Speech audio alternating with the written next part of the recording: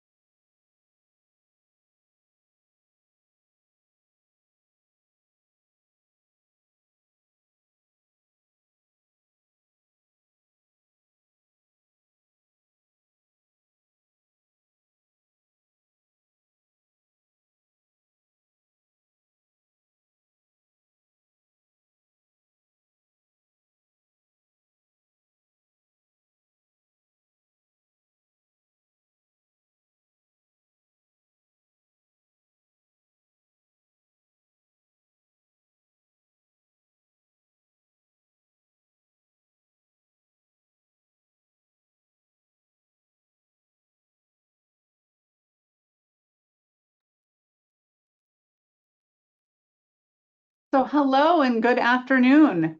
Thank you to everyone for joining for our Using Our VOCES Community Toolkit to Promote Cancer Screening in Southern California Communities webinar. We appreciate you making the time over your lunch hour to be here with us today. And we're really excited to share with you the results of this work that we have been doing for the past 2 years. My name is Allison Herman.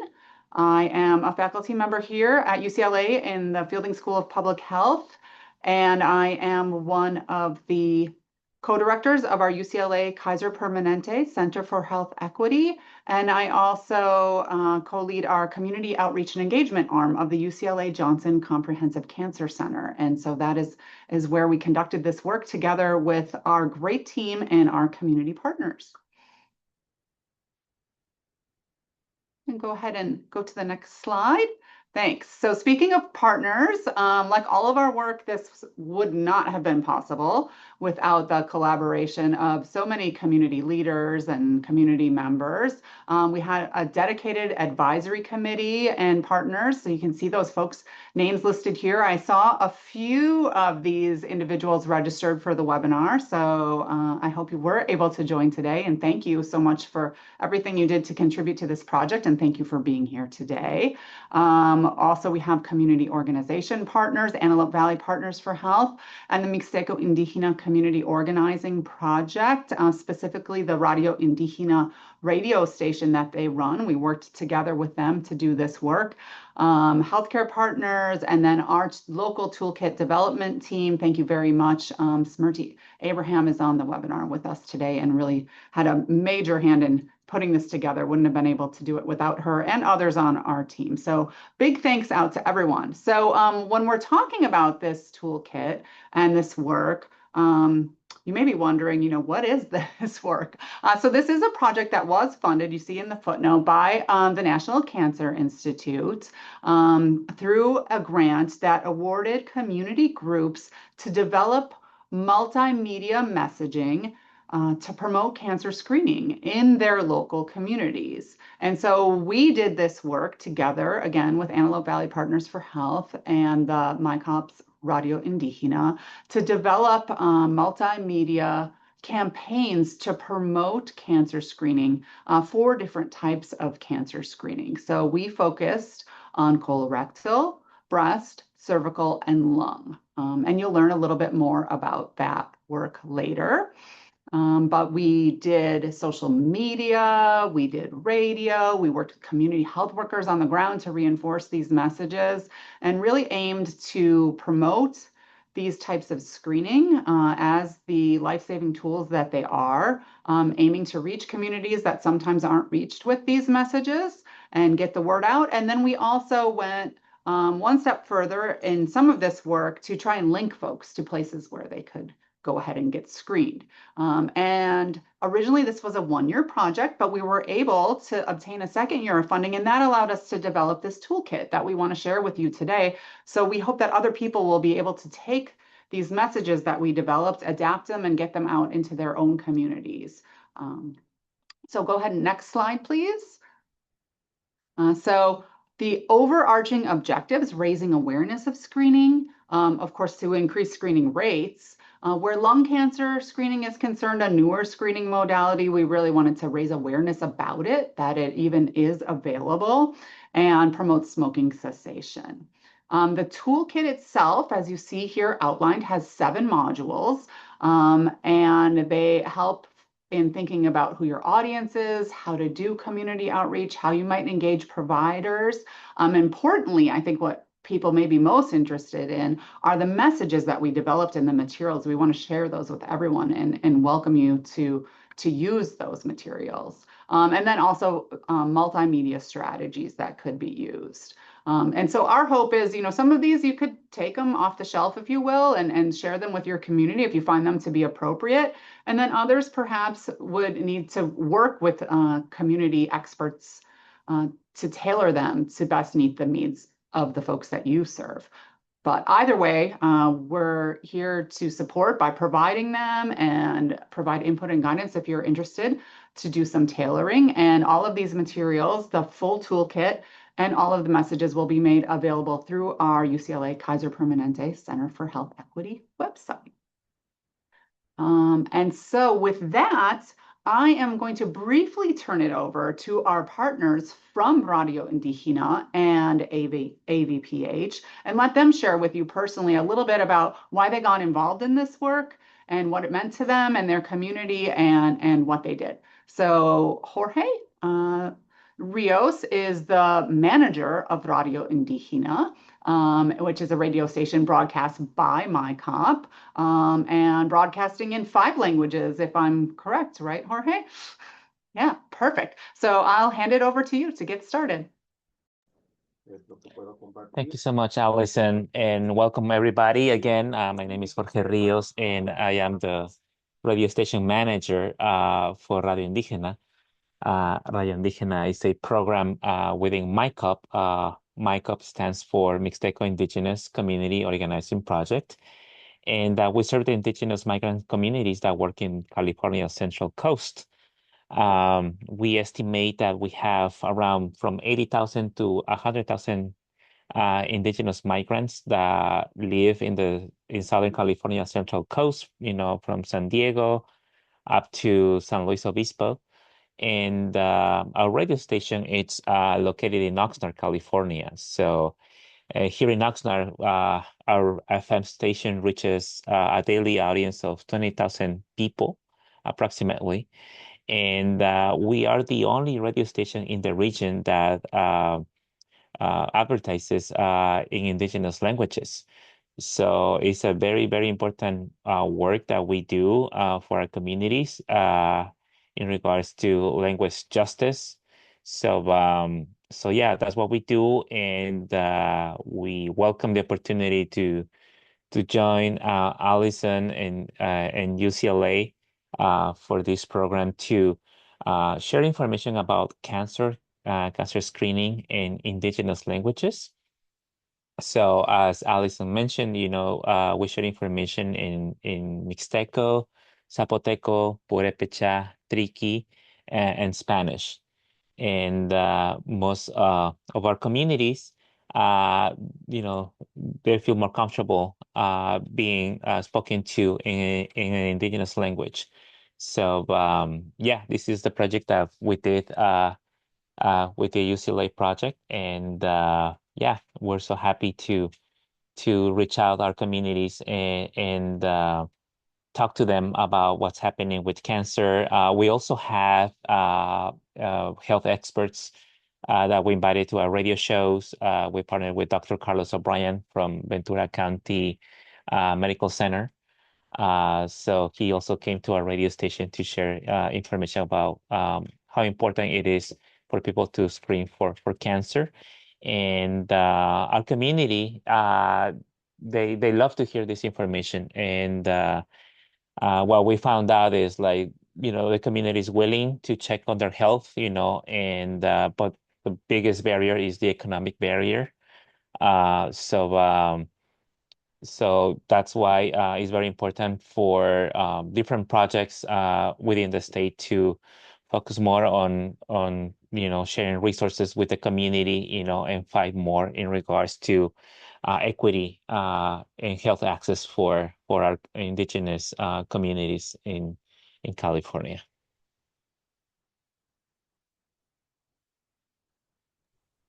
Thank you so much, Jorge, and thanks for all you did on this project. And I know folks may have some questions for you about how this work was done to develop the radio messaging, or exactly how we went about the social media messages for the community you serve in particular. And we are going to take questions at the end, and both Jorge and Adele, who you'll hear from next, will be on for the Q&A portion. So please save those questions for them.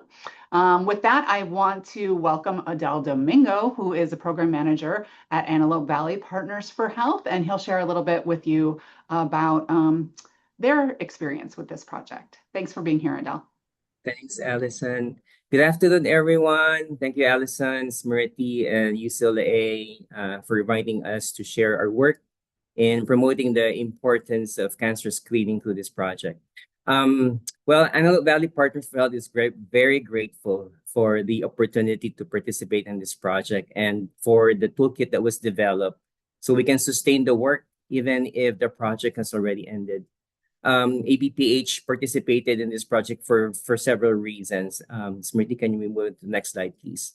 So there are limited knowledge and accessibility on cancer screening in the Antelope Valley. So the awareness regarding the importance of screening, misconception about cancer prevention, unfamiliarity with symptoms, or not knowing which screenings are recommended are limited. So awareness of how to access screenings or that they may be covered by insurance is limited.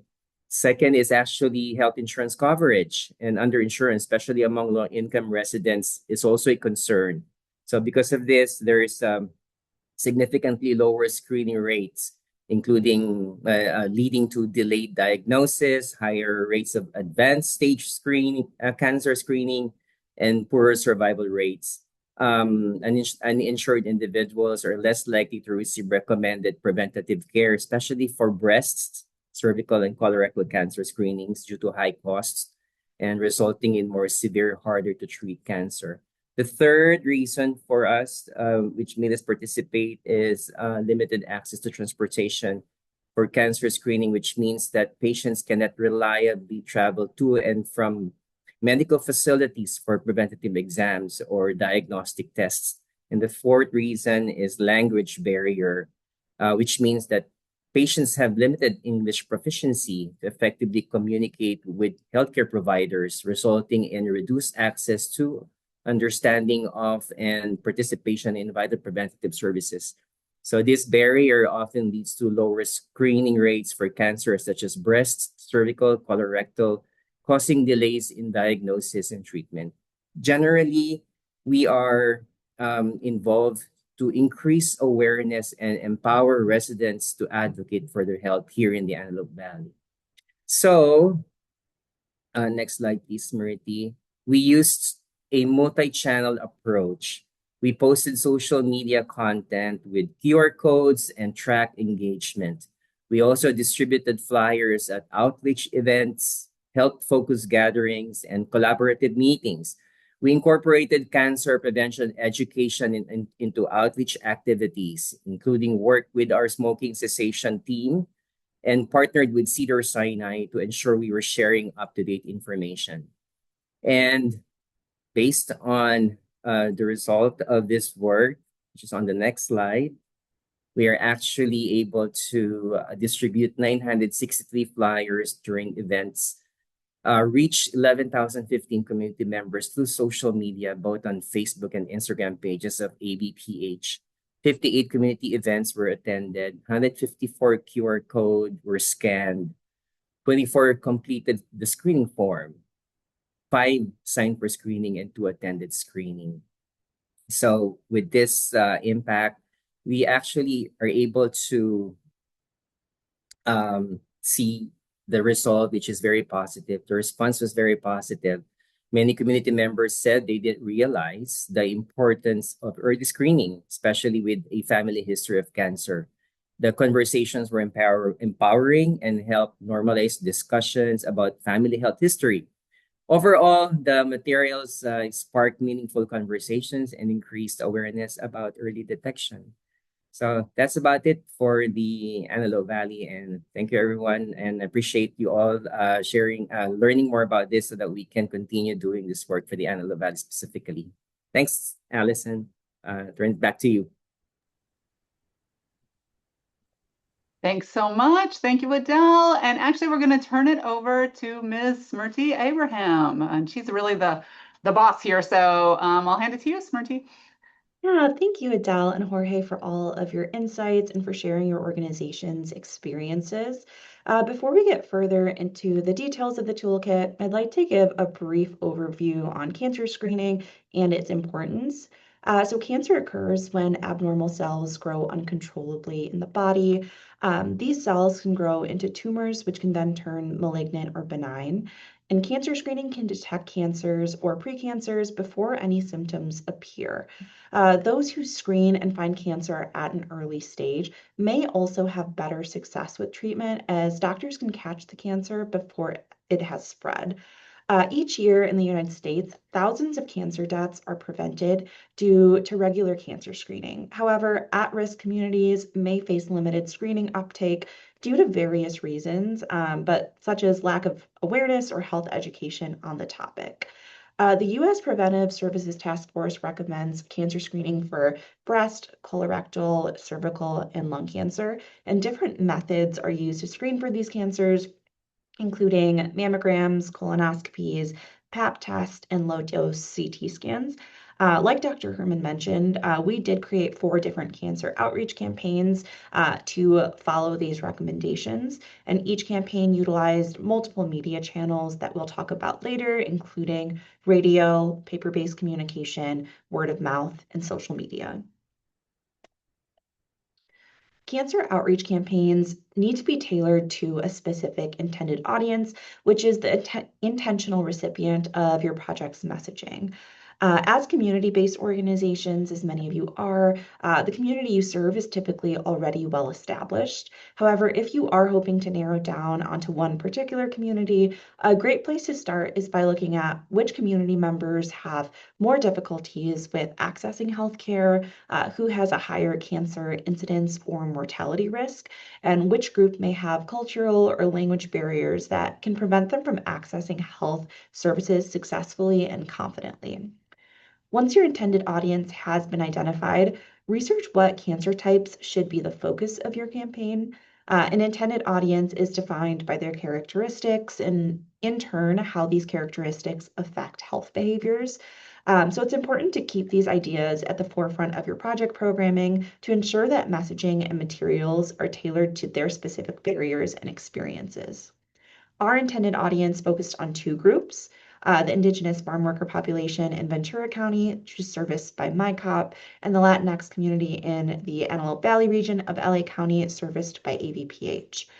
For both of these groups, we focused on community members over the age of 30 who would be eligible for our cancer screenings of focus. Not all cancers have the same prevalence in every population. So as an organization looking to address cancer in your community, one of the primary steps is to first investigate which cancer has a higher incidence or mortality rate among your community members. And there are several ways to do this. The NIH National Cancer Institute provides cancer incidence rates at a state and county level, and users are able to filter by cancer types and demographics like race, ethnicity, age, and sex. California Health Maps Cancer Incidence is an interactive mapping tool that provides health data like cancer incidence and healthcare access on a county level. And finally, CDC Cancer Data and Statistics is a data visualization tool that shows cancer rates by state, demographics, and trends. Other health information like chronic health indicators, disability information, and underinsured or uninsured data is also available. When you are ready to start addressing the cancer in your community, keep in mind that one organization does not need to do everything. Partnering with other organizations to share resources and knowledge can help to create an effective cancer education campaign. There are different areas to focus on to address cancer in your community. The first being education and awareness. So information can be provided on healthy lifestyle choices or the importance of getting regularly screened. You can also partner with other community organizations, community centers, schools, or churches to host workshops or presentations to reach community members. This also helps to establish relationships to provide additional support. Another aspect to look at is advocacy, advocating for policies or funding that would improve cancer care and outcomes or raise awareness of cancer disparities is crucial to supporting communities. And finally, community engagement, involving community members in planning and implementing cancer initiatives helps raise awareness and may also promote community hope and optimism. As cancer education and outreach campaigns are being developed, it is also important to think about how to provide information to community members who they themselves have been diagnosed with cancer or have a loved one that has. Putting together resources on community-based support groups or specialists in the area may help as they navigate their cancer diagnosis. For our outreach campaigns, we focused on education and awareness and strengthening our community partnerships. By partnering with AVPH and MyCop, we were able to disseminate cancer screening information from a source that people already trusted within their community.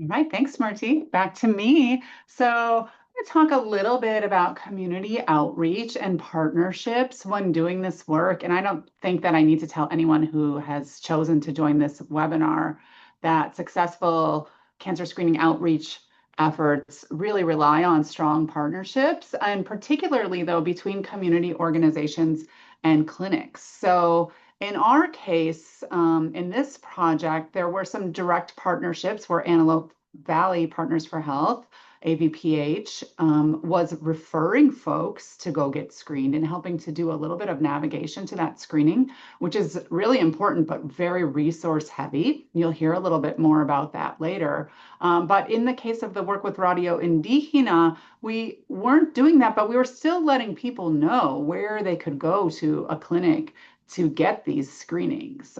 So really trying to make that connection. So it's not to just promote the cancer screening, but let folks know where can you go get that screening. So when we're thinking about our partners for promotion, certainly, but also for completing the screening, we're thinking about folks who have a shared commitment to health equity like we have, some capacity to provide the screenings in the case of the health centers, and then feasibility, right? The closeness in a large way, and then able to really deliver culturally appropriate care, and linguistically is an important component of that.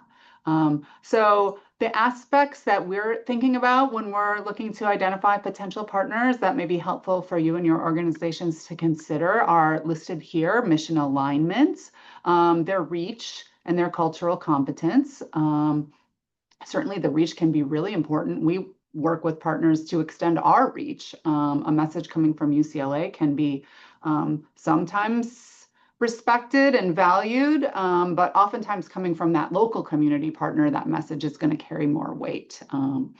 So service capacity, resource availability, commitment to reducing barriers is a really important one, being able to identify what those barriers are and working together to do that.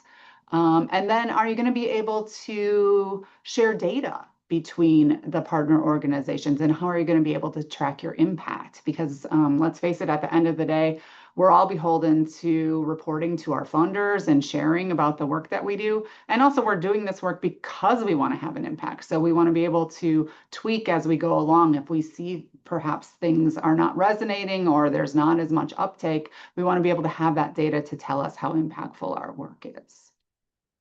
Next slide.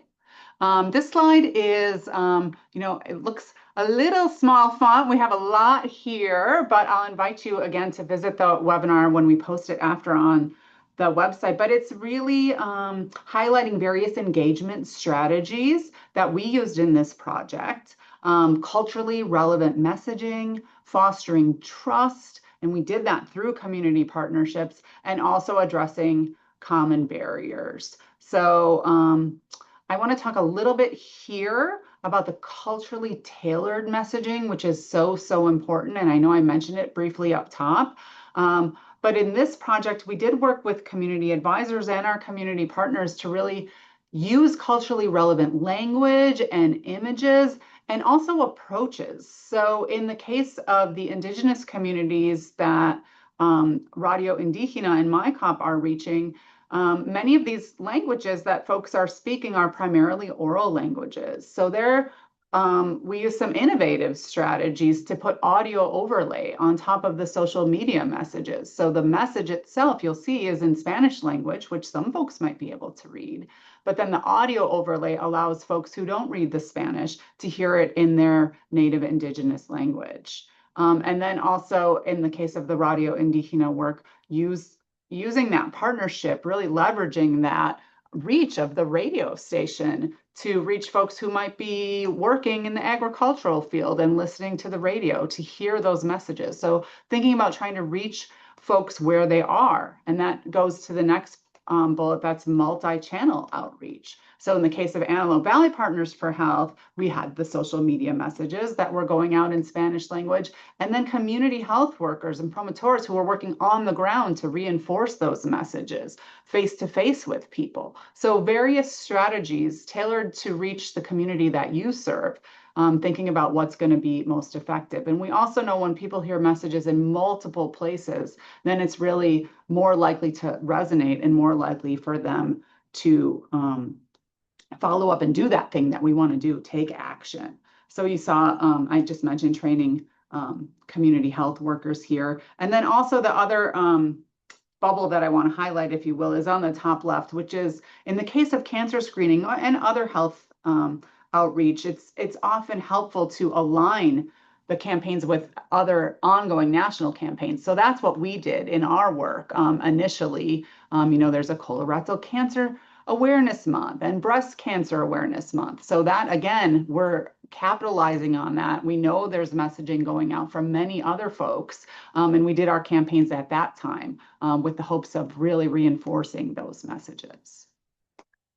Next slide. And so a few lessons learned. Some we might have known a little bit, but they always get reinforced. So here, trust is so critically important.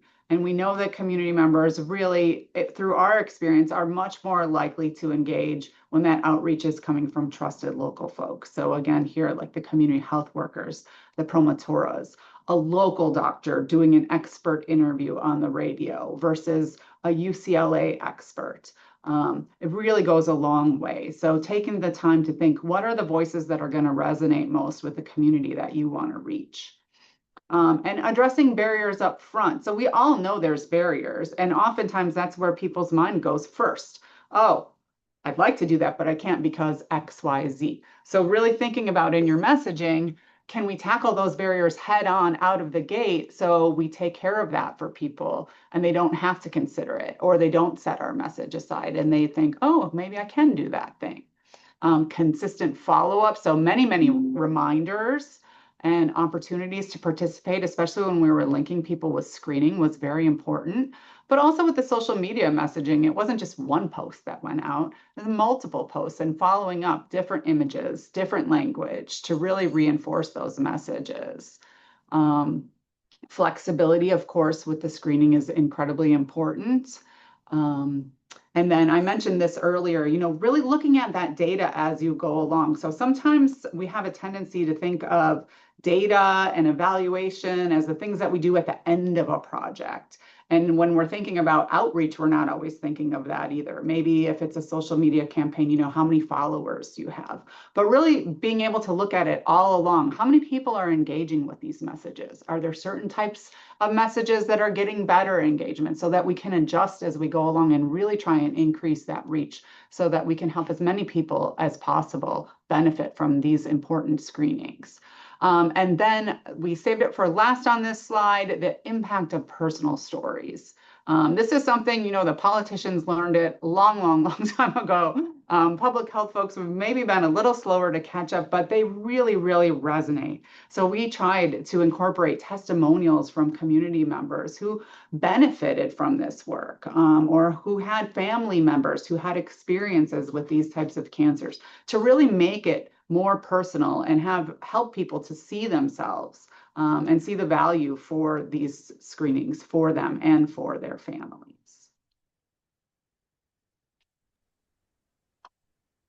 And then we talked about partner clinics briefly in the past slides, but for campaigns that incorporate messaging on cancer screening access and the importance of regular screening, it can be beneficial to partner with a local healthcare clinic that can provide direct access to screening as part of your campaign.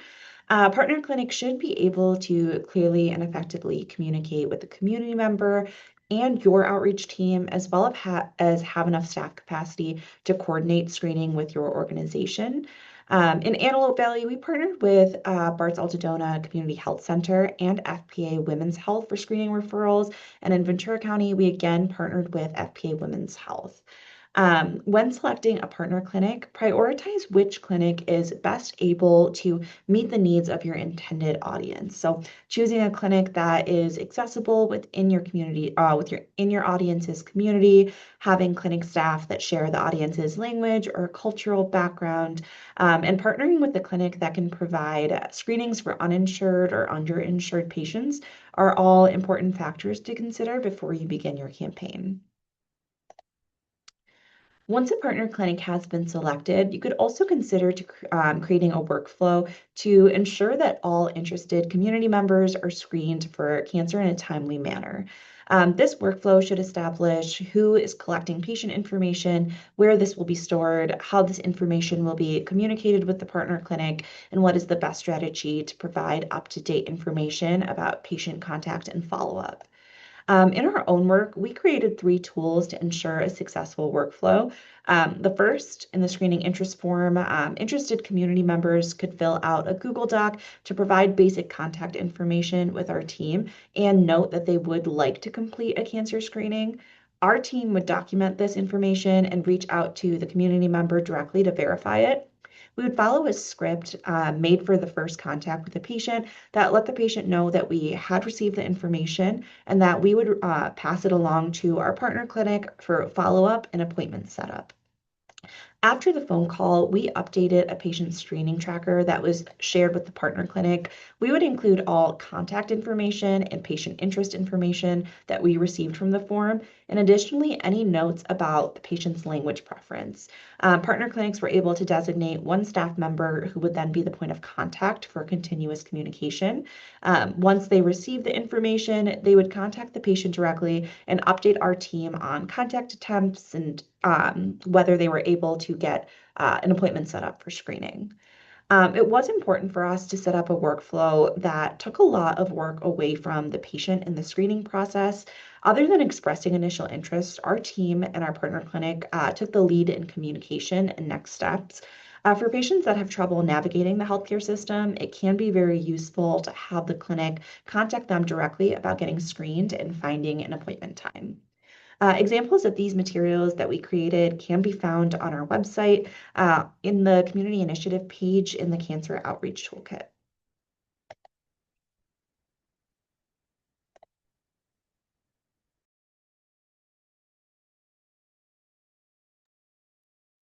Thanks, Marty.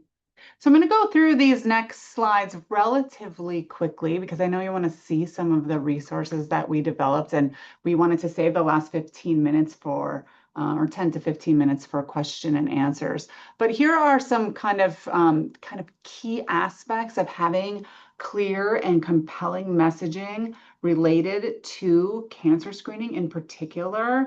So we listed them out, cancer screening saves lives. So the importance of early detection and how that increases chances of successful treatment, really important. And that screening can find cancer even before symptoms appear. That's something that oftentimes people aren't aware of. Sharing who screening is recommended for, of course, and who should get screened. So in terms of age and family history, and we know there's different ages where various screenings are recommended. We mentioned it earlier, tackling barriers head on, not waiting for those to get raised, but really tackling them in your messaging. Thinking about the role of healthcare providers and also providing some support to those providers if you are able to do that. Encouraging community members to have conversations and talk and ask questions of their providers. And then those trusted messengers, so family and friends and community members and trusted local organizations helping to share their stories, promote screenings, and spread awareness. Next slide.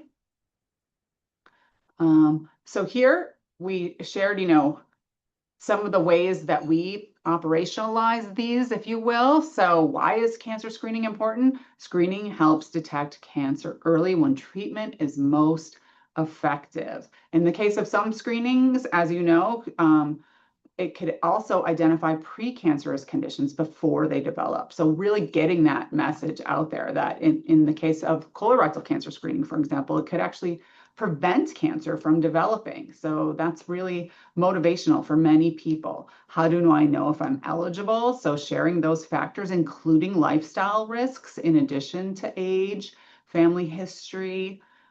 How much do cancer screenings cost? Letting people know that largely they're free or very low cost, and where they're available.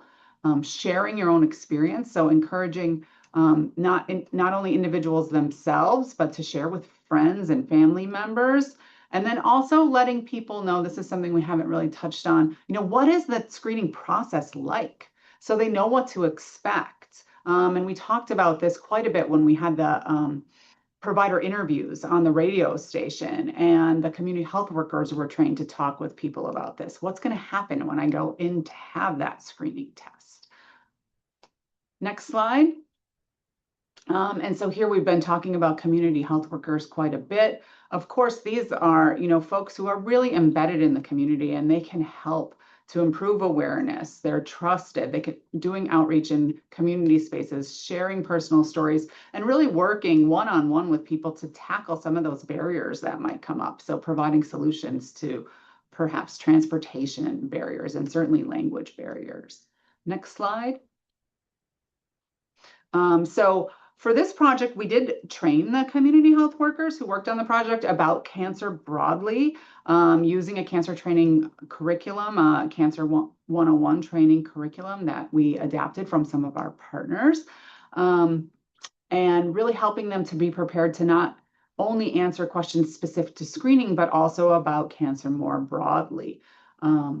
And so that training that we have, cancer education training, that is available on our website. So I want to let people know and invite you to use that if it's appropriate for you and your organization, or also feel free to reach out to us, because that is something that we are able to provide our trainings for community health workers. And the more people who are out spreading these messages, the better. Next slide. And then in terms of creating materials and strategic outreach, again, to talk about identifying priorities, thinking about time and place. Sometimes it may not be the best time for a cancer screening message. So trying to really be mindful, read the room, if you will. What's going on in the community? And are people going to be receptive? Is it appropriate to be directing people to cancer screening at this time, or maybe hold off and wait when other events have settled down? Or maybe, yes, this is a perfect time. It's aligning with a National Cancer Screening Month, and we really want to go for it.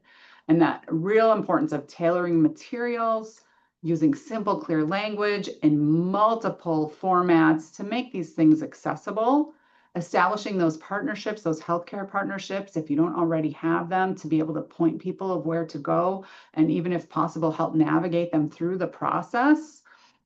And then the multi-channel, again, reinforcing that this is coming at people from multiple places. So perhaps it's a community health worker and social media like AVPH did. Perhaps it's the radio and social media like Radio Indigena did. And there's many other formats that people can be reached in. And again, all of the radio PSAs that we developed and all of the tools are available on our website. And Smrti is going to share with you just a few examples of these tools.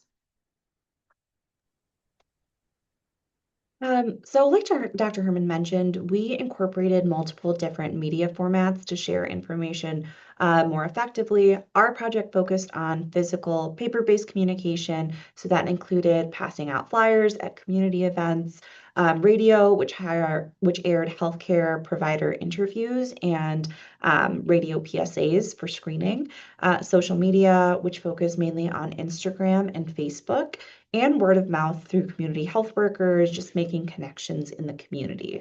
Not all audiences will obviously consume media in the same way, so we do recommend researching what media channels will be the most effective within your intended audience, and then using a variety of methods to disseminate your messages. And like we mentioned before, we highly recommend utilizing awareness months. Doubling up on exposure reinforces messaging and increases the likelihood that your audience will receive the information from your campaign. And then due to its popularity and ease of use, social media can be a successful tool in cancer outreach campaigns to reach a widespread audience. When creating materials, both the racial and ethnic background of your intended audience and any cultural impacts should be considered and incorporated. On the right, you can see one of the social media posts for our cervical cancer screening campaign that we made. We made sure to include our logos along with the branding for Antelope Valley Partners for Health and FPA Women's Health, who were our healthcare partners for this campaign. These posts were made for social media and to print for community events. So we include a QR code directly on the flyer so that people could scan it right away and get access to our screening interest form. On social media, links for the QR code were included in the bio of the social media accounts or through a link tree so community members can access it that way. All social media posts were created in English and in Spanish, and both versions were posted together. And all posts also included captions that encourage viewers to sign up for screening in English and Spanish, and hashtags that reference the Cancer Awareness Month. For Antelope Valley, that was right, English and Spanish right there. And then for MyCop, we used that voiceover we mentioned in an Indigenous language. Prior to any posting any materials on social media, it is beneficial to come up with a posting schedule to make sure that your organization is really utilizing the Cancer Awareness Month effectively. It's recommended to post 2 to 3 times throughout the week, every week of the month, to best get your message out there. And here's some additional social media posts that we created for our lung cancer and colorectal cancer campaign.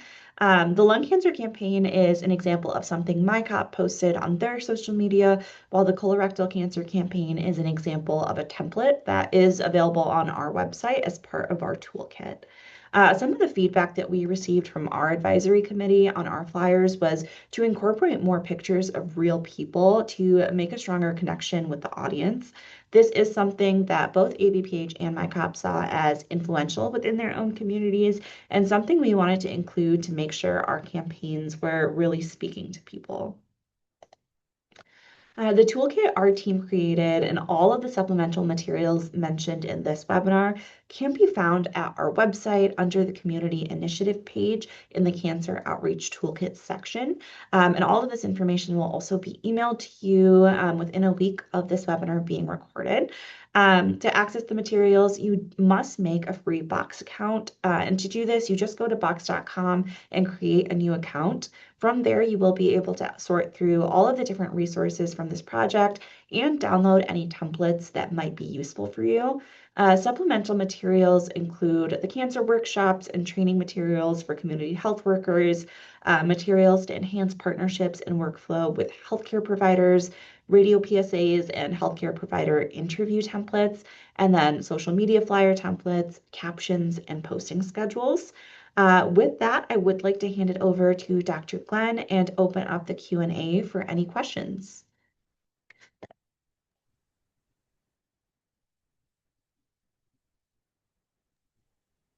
Hi, everybody.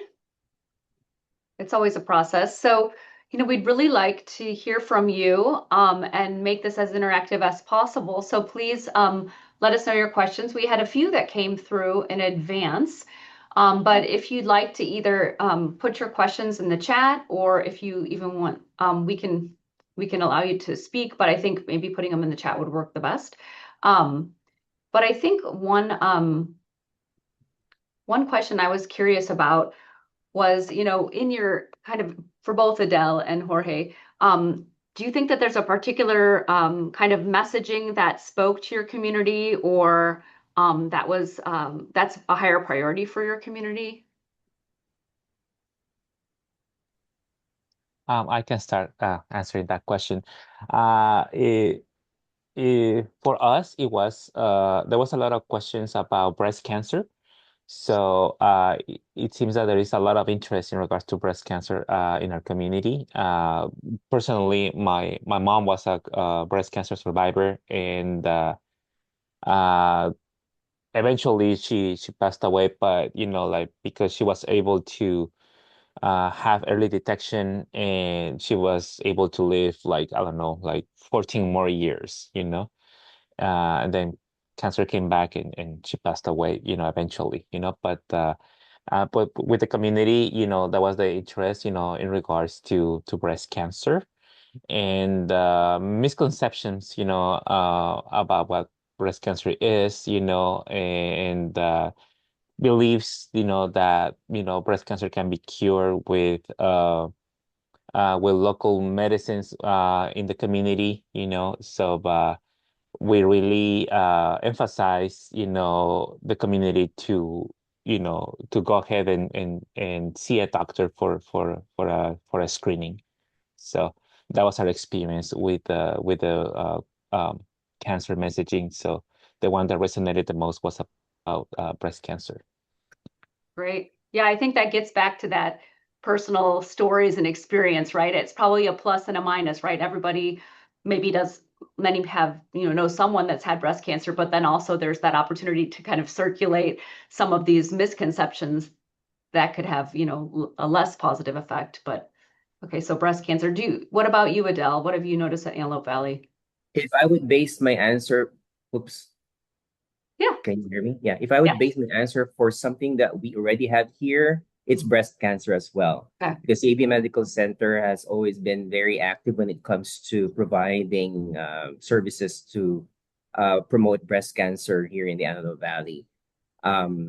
However, since I also had experience when it comes to the promotion of cervical cancer because of my HPV project in the past, there is as well.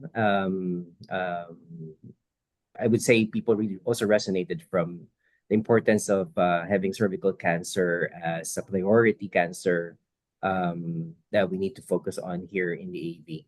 So yeah, those are the two. However, I would probably say that all four cancers should be highly promoted because the bottom line is if people are really not knowledgeable about it, then probably they won't seek for any screening services.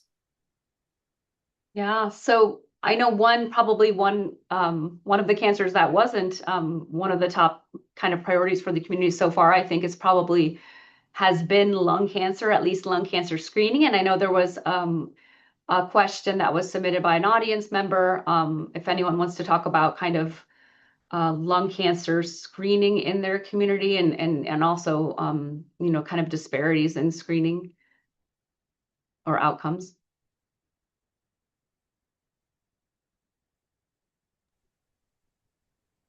Maybe I'll tackle it. Okay. Sounds good.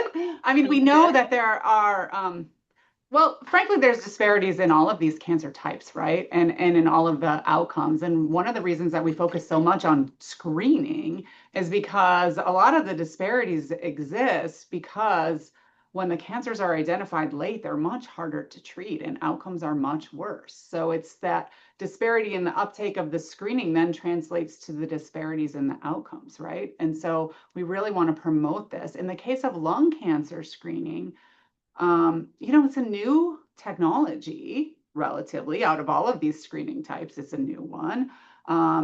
And uptake across the whole country, frankly, is not too great right now. And when you list all the states in a row, California, unlike many other health outcomes, we're listed down right around the bottom. And when we think around LA and surrounding communities where we have such diverse populations and people get care in so many places, you know, lung cancer screening isn't going to be offered yet. Maybe someday, but not in a community health center, right? Or a safety net clinic. So people are going to have to go to another place to get that screening. So it's going to take some time, but really increasing the awareness that this is something that's available. Also, the guidelines are kind of complicated for lung cancer screening. You know, how long did you smoke? How much did you smoke? When did you stop? It's a lot to kind of think through. So helping people to understand that this is available and that it really can be life-saving, and to invite them to talk further, whether that's with a community health worker maybe, or a medical provider who could refer them to screening if it's appropriate, but someone who can really help them think through these decisions. Yeah, we're at a much earlier stage of kind of all of us knowing about lung cancer screening, and even the scientific community and the clinical community. I know that we received, everyone's being shy. Don't be shy. So if you have any questions, please put them in the chat. But I guess another question that we received is there was a question about our HPV vaccination toolkit, and I believe it's still available on our website. Yeah, absolutely. Our HPV vaccination toolkit is another toolkit that has social media messages to promote HPV vaccine, which is, as we know, or if you didn't know, I'll tell you now, a cancer prevention vaccine that is recommended for adolescents and older folks, but ideally people would get it when they're younger. And we have a toolkit for that as well. It's a separate toolkit, but it does include posts that we invite you to take and use. We have them in English and Spanish. I've been specifically reminded that you can type your questions in the Q&A. Sorry. They're all little boxes that I don't quite understand, so, but we'd love to hear your questions.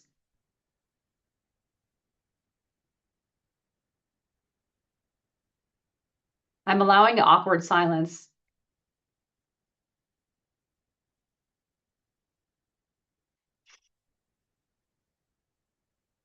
So I guess another question that I had was, how do you see kind of, I know that both Antelope Valley and MyCop, like you do, I know Jorge is really involved in the radio, but like there's in-person kind of, you know, community in-person events, but then, you know, kind of this is a project focused more on the media aspects and communicating the messages more broadly.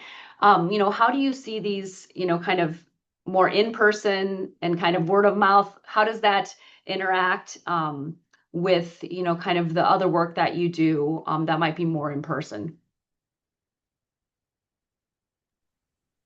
Well, I can share a little bit of that. Even though most of our work is on the radio and social media, we receive a lot of people in our office asking for help in regards to several topics. But as I mentioned before, our radio station is very unique because we're the only ones sharing information in indigenous languages. So our community, when they have a question about any topic, even though we cannot help them, but at least they come to get information on how to receive help. So we do have. I have the opportunity to have you know daily interactions with the community. So health access is like a big problem in our community because and it's getting worse, sadly to say. There is new changes to medical and our community, one of the things that they have told us, like, okay, I get a screening test and I come out positive, but then what's the next step? How can I pay for cancer treatment, if I don't have insurance, or this year, you know, like if I'm a person with no lawful status, you know, I'm gonna lose my medical, you know. So there is a lot of need for the community, you know, in regards to health programs, you know. So I think this is a great effort, you know, to disseminate information, you know, but uh, we need more resources, you know, in order to bring more health equity to the community that doesn't have the economic resources. So, so that's what we've been hearing the most, you know, like that question, you know, like how can I pay for my health, you know, if I don't have resources, you know, and now that, you know, medical is going through so many changes here in California. Yeah.